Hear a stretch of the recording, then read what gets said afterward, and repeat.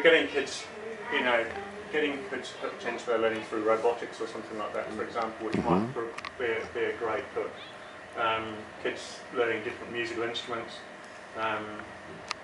and they're not always, you know, where they're learning from also is really changing as well. I mean, I went into, there was a lad playing the drums on Friday. And I went and said, "Oh, you're getting really good." And I said, how have you learned? And he said, "Well, some of, you know, his mates teaching him some of it." He said, "Otherwise, I'm learning off the internet."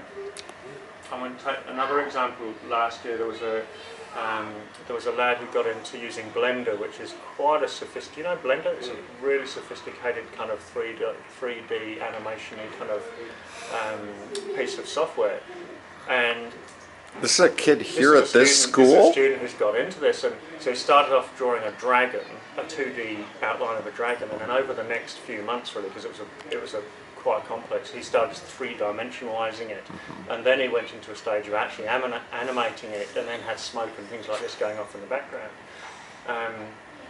And what was interesting was to see that when he was learning, and he'd got one mate who knew a bit about it, but in order to take it to the next level and understand about rendering and effects and all this sort of stuff, he was just using YouTube. So you had YouTube open on one window, and then using tutorials and just flipping between them. And you know, as a school, we're really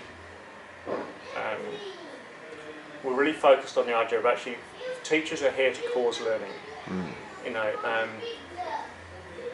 Just because we are in open learning spaces and it's collaborative, you know, teaching going on, there's nothing fluffy about the notion of what learning looks like, and we are ultimately here to shift kids in their achievement.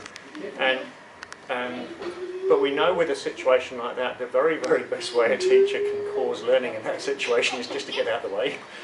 Right. Because, you know, This is a point that Steve has found it hard to grasp, right, the difference between the American instructional. I hate to use the word. I don't know any teacher in New Zealand who uses the word instruction. Do you?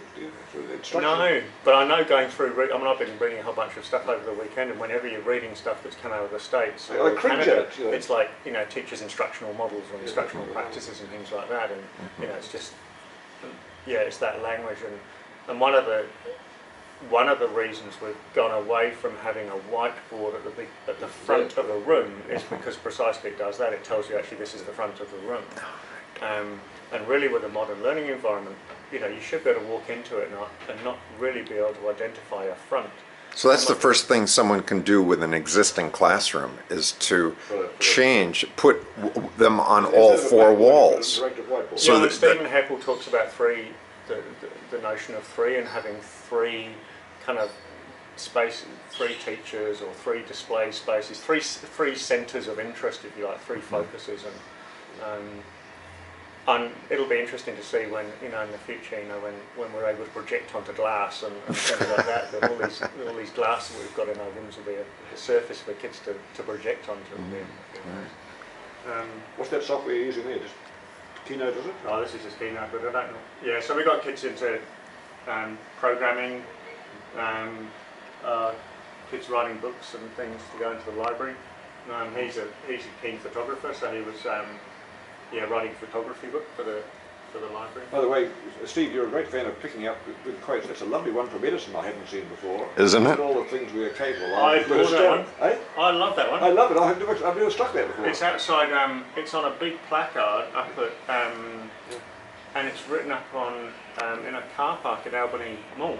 Oh. And I saw it there to start with. I thought, I love that. That's so powerful. See, what I'd love to have kids do is then go and find where he wrote that or spoke it, because we tend to pick them off of buildings. Yeah.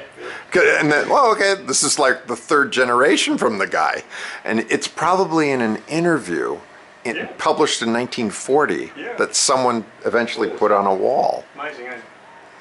So these guys were working with a designer from Unitech to construct a bag hanging sort of scenario, something to hang the bags and coats on outside. Oh, that's what you guys have? Yeah, those green things. Those green things. Yeah. So that's what came out of this breakthrough group. Oh, wow. This was a quilt. These are year 2 kids that decided they were going to make a quilt and sell it at an auction for for a charity, and yeah, they'd sold it for like $250 or something. These guys up here were presenting, they were creating a morning tea and putting together a presentation because they wanted to persuade the owners of McDonald's that we needed some shade, like shade cloth and shade sails outside. So that's great. got about $5,000, I think. It was really good. So yeah, lots of examples of that. I'll show you some of the. Let's go on here.